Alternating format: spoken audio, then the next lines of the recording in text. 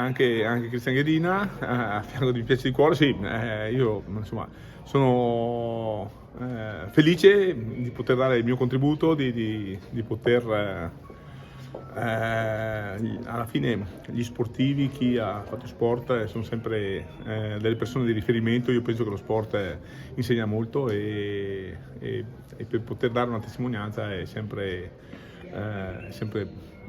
importante per tutti. Ecco appunto, qual è il valore di iniziative come queste? Ma far capire che lo sport insegna i valori, rispetto delle regole, rispetto degli orari, l'inclusione, la competizione è fondamentale, è importante, però è anche un motivo di mettersi al confronto e mettersi in gioco lealmente contro altre persone. Ecco, qual è l'eredità che lasciano gli eventi del 2026 per il territorio, insomma? Ma